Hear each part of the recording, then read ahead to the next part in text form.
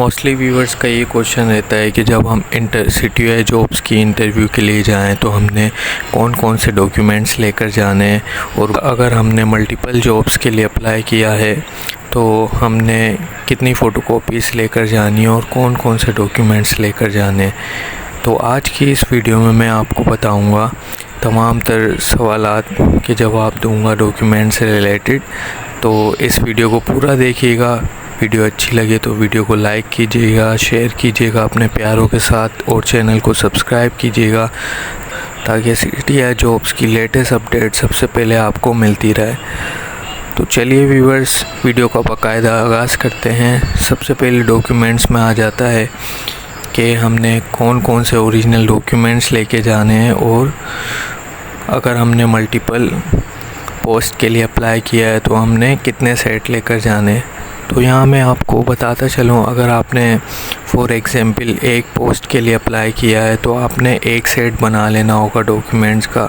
अगर आपने 3 पोस्ट के लिए अप्लाई किया है तो आपने 3 सेट बनाने होंगे, जिसके अंदर NIC होगा, आपका फादर से NIC होगा, डोमिसाइल, पासपोर्ट साइज़ पिक्चर्स होंगी, मैट्रिक टू मास्टर ट्रांसक्रिप्ट होंगी, जो मार्कशीट होती हैं या जो पास सर्टिफिकेट है अगर वो है आपके पास तो आपने वो लगाना है फ़ोटोकॉपीज़।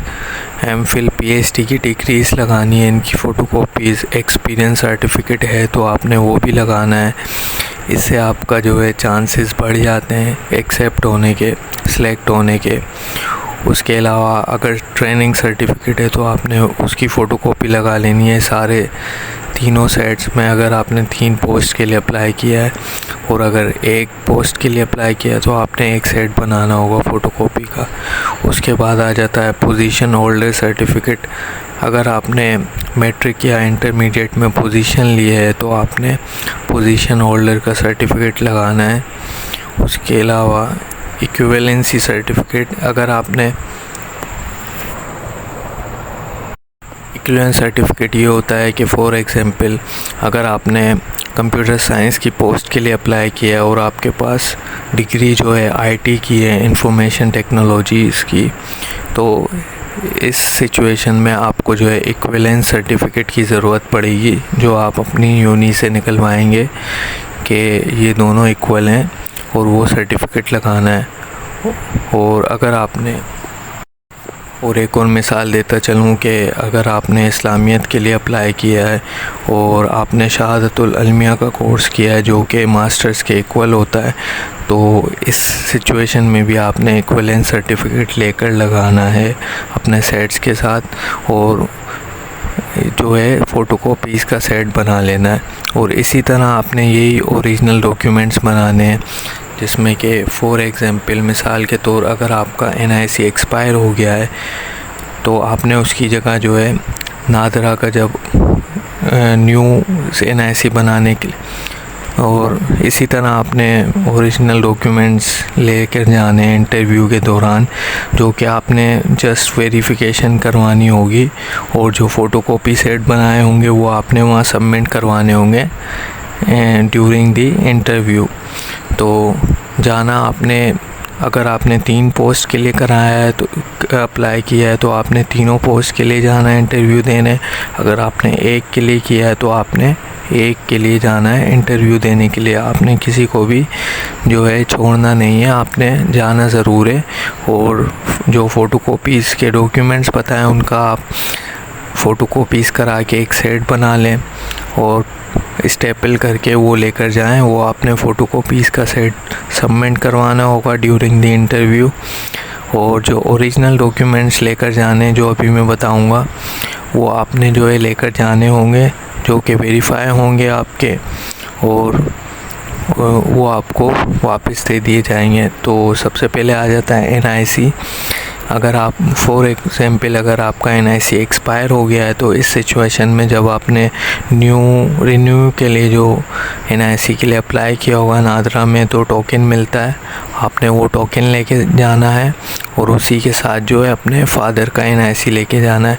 और अगर आपका गुम हो गया है तो इस सिचुएशन में भी अगर आपने जो है न्यू NIC के लिए अप्लाई किया होगा उसका टोकन और फादर का NIC लेके जाना है। अगर आपके पास अपना NIC है और वो एक्सपायर नहीं है तो इस सिचुएशन में आपको फादर का ओरिजिनल NIC ले जाने की ज़रूरत नहीं है। अलबत्ता आपने फ़ोटोकॉपीज़ लगानी अपने फ़ोटोकॉपी सेट के साथ, जो कि वो वहाँ सबमिट करवानी होगी इंटरव्यू में। उसके बाद आ जाते हैं व्यूअर्स डोमिसाइल, जो कि वेरीफाई करता है कि आप कौन से ज़िले से हैं, आपने जिस सीट के लिए अप्लाई किया आप उस ज़िले के रिहायशी हैं, तो ये होना लाजमी है। अगर नहीं है तो कोई प्रॉब्लम नहीं है। इसका मतलब ये नहीं है कि आप इंटरव्यू नहीं देने जाएंगे, आपके पास डोमिसाइल नहीं है, आपने ज़रूर जाना है इंटरव्यू के लिए।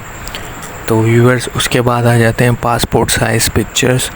तो आपके पास पासपोर्ट साइज़ पिक्चर्स होनी चाहिए ब्लू बैकग्राउंड में, जो कि एक इसमें से पिक्चर्स जो है आपने अपने सेट के साथ लगानी है। मिसाल के तौर पर आपने 3 पोस्ट पर अप्लाई किया है जॉब्स के लिए, तो आपने 3 सेट बना लिए फ़ोटोकॉपी के, उन्हीं के साथ एक फ़ोटो पिक्चर्स लगा लेनी अपनी, और बकाया पिक्चर्स जो है आपको ओरिजिनल डॉक्यूमेंट्स के साथ ले जानी है वेरीफाई के लिए, कि फॉर एग्जांपल अगर ज़रूरत पड़ जाए तो आपने वेरीफाई करवानी है। उसके बाद व्यूअर्स आ जाते हैं matric 2 master transcripts. For example के अगर आपने ट्रांसक्रिप्ट मार्कशीट्स हैं आपके पास, तो आपने वो लेके जानी है अपनी ओरिजिनल। और अगर आपके पास सर्टिफिकेट हैं लाइक मैट्रिक 2 इंटर के और मास्टर के जो भी पास सर्टिफिकेट हैं, जिसे पक्का सर्टिफिकेट भी कहते हैं, तो वेल एंड गुड है। आपने वो अपनी डिग्री सनद जो है वो लेके जानी है ओरिजिनल, और उनकी एक फ़ोटोकॉपी अपने सेट के साथ लगा लेनी है। उसके बाद आ जाते हैं व्यूअर्स MPhil और PhD की डिग्री है। फॉर एग्जांपल आपने अप्लाई किया है इंटरमीडिएट कॉलेजेस के बेस पर, तो आपने और वेबसाइट पर अपने पोर्टल पर जो है आपने डिग्री एक्स्ट्रा के लिए जो है MPhil और PhD की डिग्रीज़ भी जो हैं आपने अपडेट की थी। इससे आपके ये चांसेस होंगे जो एक्स्ट्रा मार्किंग है आपको वो मिल जाएगी, जिसमें PhD डिग्रीज़ की जो हैं 5 मार्क्स हैं और MPhil डिग्री और मास्टर डिग्री के जो हैं 3 मार्क्स हैं। अगर आप ये लेकर जाते हैं तो वेल एंड गुड है, आपको इनके मार्क्स मिल जाएंगे, जो कि आपको सिलेक्ट होने में ज़्यादा चांसेस होंगे।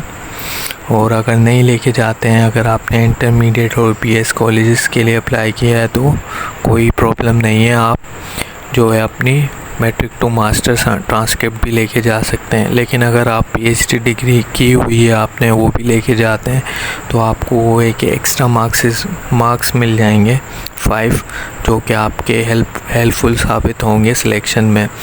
उसके बाद व्यूअर्स आ जाते हैं एक्सपीरियंस सर्टिफिकेट की तरफ। तो फॉर एग्जांपल बहुत से लोग होते हैं जो एक्सपीरियंस कहीं जॉब वगैरह की होती है प्रीवियसली, तो उनको एक्सपीरियंस सर्टिफिकेट मिलता है।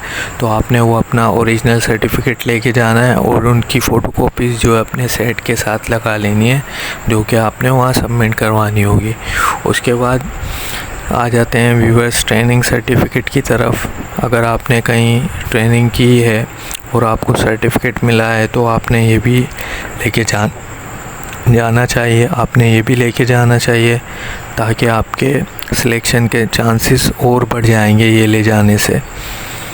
उसके बाद व्यूअर्स आ जाते हैं डिसेबल सर्टिफिकेट की तरफ। फॉर एग्जांपल कि कोई माजूर होता है अगर, तो उसके पास डिसेबल सर्टिफिकेट होता है, तो आपने वो भी लेके जाना है अगर आप डिसेबल हैं। उसके बाद आ जाते हैं व्यूअर्स पोजीशन होल्डर सर्टिफिकेट की तरफ। फॉर एग्जांपल आपने पोजीशन वगैरह ली है बोर्ड में, तो आपने वो सर्टिफिकेट लेके जाना है ओरिजिनल वेरिफिकेशन के लिए, और उनकी एक फ़ोटोकॉपी अपने सेट के साथ लगा लेनी है।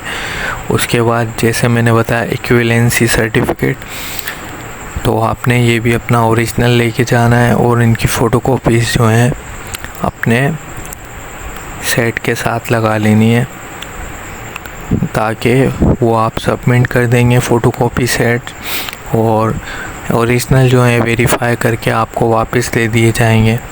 तो व्यूअर्स ये थी आज की वीडियो डॉक्यूमेंट से रिलेटेड। अगर आपका कोई भी सवाल हो तो आप पूछ सकते हैं। अगर कुछ नहीं समझ आया तो आप कमेंट में कमेंट करके पूछ सकते हैं।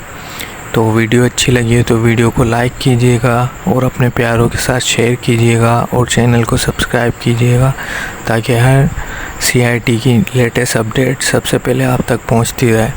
मिलते हैं नेक्स्ट वीडियो में, तब तक के लिए अल्लाह हाफिज़।